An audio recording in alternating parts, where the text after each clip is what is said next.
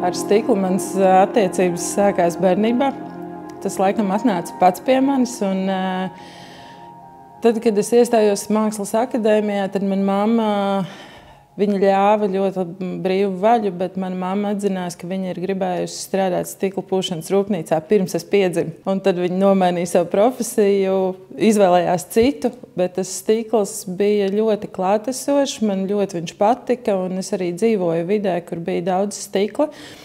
Man kaimiņos dzīvoja stikla mākslas katedras pirmais dibinātājs Arnolds Vilbergs, un tad kā bērns es atceros dienas vasarās, mēs sēdējām pieturā, un viņš vienmēr sauca mūs pie sevis sētā, cienāja ar āboliem un prasīja mūsu viedokli par stiklu un rādīja ļoti daudz grāmatas un piemērus. Tā kā mums tika iepotēta šī stikla akurātisms, bet tāds mīlestība pret to un tāda attieksme pret to stiklu, ka viņu vajag cienīt. Citreiz smējos, kad viņš teica, viņš saka, manās vēnās rit stikls, nevis asins citreiz. Un tagad man ir tieši tā pati sajūta, kad es varētu pārtikt no rīta vakarā tikai ar stiklu. Darbā es izvēlējos, ja apskatās tos objektus, viņi ir ļoti graudaini un piesātināti ar dažādām krāsām, un tās bumbas ir raibas. Tas ir visticamāk radīts tāpēc, lai noslēptu ūdens nogulsnes, kas rodās tam ūdenim visu laiku pazūdot, uzpildot. Un tad mana doma bija, kad pirmā bija vāze, un kad tā būs tā pati puķu vāze, domāta jau grieztajiem ziediem, ar to pašu motīvu, kad ir šī sadrumstalotība ūdens nogulšņu dēļ, lai neredz to duļķaino ūdeni, puķu kātus, bet lai redz stiklu un lai viņš absorbē. Ne tik krāsaini, kā bija uz tām bumbām, bet es pieņemu, ka viņas katrs mākslinieks vai pūtājs taisīja pēc savas gaumes. Es nezinu, vai es varētu katru dienu strādāt pie karstā stikla, bet man patīk viņu apstrādāt, man patīk viņu veidot, citreiz ar pūtēju rokām, citreiz ar savām. Un, karstais stikls ieņem tādu nišu, kas man ir patīkama, bet es arī strādāju pati daudz ar kautsētu stiklu formās un arī lokšņu stiklu apgleznošanu, faktūrēšanu, kas ir tāds jau gatavs augsts stikls, tu liec krāsnī, tu vairs nepiedalies pie tā procesa, un pēc tā cikla tu daboni ārā no tās krāsnes iegūsti citu rezultātu. Bet karstais ir tāds, ka tā kā telniekam tu vari veidot viņu uzreiz tagad, un pēc tam vairs nevarēs. Mans darbs tagad Mākslas akadēmijā un arī Rīgas Mākslas mediju tehnikumā ir vairāk tāds tā kā uz papīru loģistiku vērsts, tad es kaut kādā balansā turu šo stiklu, kur ļoti mīlu, bet tajā pašā laikā man vajag atkāpties. Ik pa brīdim no darbiem ir jāatkāpjas, lai pienāktu klāt un novērtētu viņus. Es prasu saviem studentiem, arī kad viņi iestājās pirmajā kursā, kāpēc tu nāci, jo arī man kā pasniedzēja ir jāsaprot, kādas ir tā jaunā studenta griba vai robežas, kurus viņš grib aptvert un cik plaši viņš ies tajā stiklā iekšā. Tie studenti, kas nāk, viņiem stikls ļoti interesē. Un viņi nav daudz, viņi ir ļoti maz, bet uz mūsu populācijas līmeni valstī priekš nepilniem 2 miljoniem, man tā liekas, tas ir ļoti gana daudz pietiekoši. Un viņi atkal savukārt, es redzu, ka viņi daudzi, protams, karstais stikls aizrauj. Tur ir liesma, tur ir karstums, tur ir darbība ātri, tagad mēs to darām uzreiz, bet es arī redzu, ka viņiem patīk vitrāžas, viņiem patīk lokšņu stiklu apstrāde, kausēšana formās, kas ir atkal granulu ievietošana ģipšu formās. Viņi izvēlās daudz dažādus tos veidus, viņi nekonkurē savā starpā, kāds aiziet pilnīgi jaunā tehnikā, aizbraucot uz ārzemēm, kaut ko iemācoties, un tad nāk apakaļ un saka, mums tagad ir brīnišķīgi vieslektori no Nīderlandes ar lamforking meistarklasēm, kas nav tehnika izplatīta Latvijā, un atkal kāds pavēlkās uz to, bet viņi to stiklu redz vairāk kā mēdīju arī. Par to es arī esmu domājusi, kur arī stikla katedrē ir jāatrodās tādā Latvijas augstskolu līmenī. Stikls ir kā mēdījis.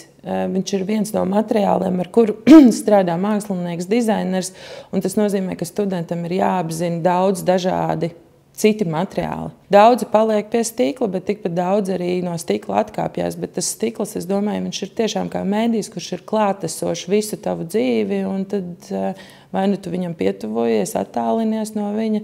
Jā, mums nav industrijas balstī, lai tā kā teiktu, kur rūpnīcā tev būs iespēja iet strādāt, bet atkal ņemam plašāk. Eiropa ir ļoti atvērta, pasaule ir ļoti atvērta, un tu spēji pārvietoties, un tas ir tikai 2 stundu lidojums līdz Francijai un atpakaļ.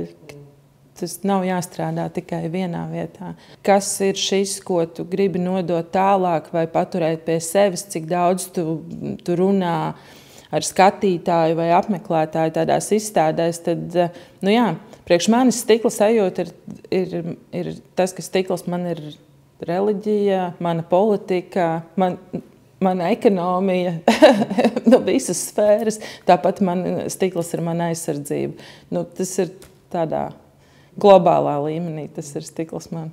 Tagad pēdējā sērija, ko tādā mākslas veidā es taisīju stikla šķīvjus, kupolus, kas ir apgleznoti ar melno stikla krāsu. Un tur atkal es to iedvesmu, tas sākās viss ar karu.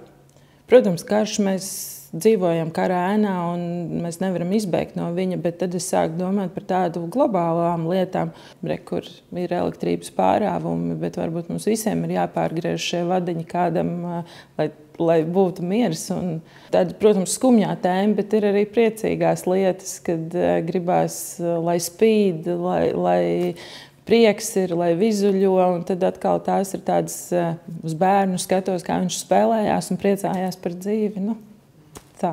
Tad priekš manis karstais stikls ir tāds ļoti liels eksperiments. Es uztaisu skici, un tas arī tiek teikts maniem studentiem, nedomā, kā tu to uztaisīsi. Un tad ir tā brīnišķīgā satikšanās ar meistaru, ja tas meistars saķer citreiz galvu un saka, ko tu tagad man te izdomāji, bet tad sākās eksperiments, un man tā liekas, priekš manis tas ir piedzīvojums arī pūtējiem, jo viņam savukārt nav laika varbūt to izdomāt, un tad, jā, es viņā brienu iekšā, un man bija tādas raganu bumbas, kuras es taisīju ar stiklu, kurš savienojās burbulī, tāda sērija bija. Un tad arī atbraucu pie Aleksandra, un es jau biju pamēģinājuši Čehijā un Anglijā, pirms tam viņas pati uztaisīt. Un tur Aleksandrs, viņš saka, kā tu viņu? Es saku, nu es zinu, es tev izstāstīšu, kā es pirms tam viņu darīju, bet mēģināsim savādāk, jo te ir cita vieta, cits stikls, un varbūt sanāks kaut kas cits. Un jā, viņš bija pārsteigts un priecīgs, un izrādās beigās es jau riteni neizgudroju no jauna. Tādas bumbas esot pastāvējuši 13. 14. gadsimtā, viņas tika taisītas ar pirmajiem stikliem. Tāpēc arī viņas sauc raganu bumbas. Es izpētīju, ka tās ir bumbas, kuras pūtēji taisīja, lai aizsargātu savu māju, darbnīcu no raganām.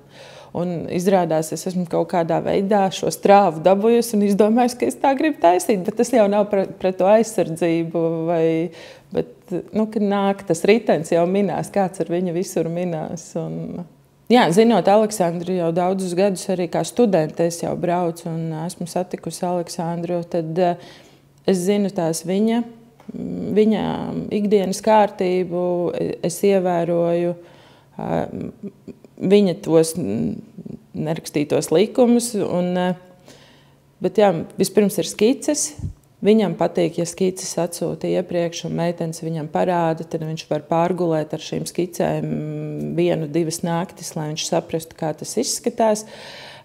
Citreiz skices ir tajā dienā, kad mēs to daram, bet jā, es pat esmu ļoti strukturēta un es sakārtoju arī citreiz, kad es kaut ko izdomāju, tad es uzzīmēju pat, kā mēs to varētu darīt, un tad viņš saka, nē, tas tā nestrādās, un tad nav problēma, mēs to mainam vai soļi, jo es jau neesmu meistars, es nezinu tos soļus, kā labāk to darīt, un tad tādā sarunā mēs vienojamies, un tad sākās darbs, un es esmu visu laiku klātesošu viņam,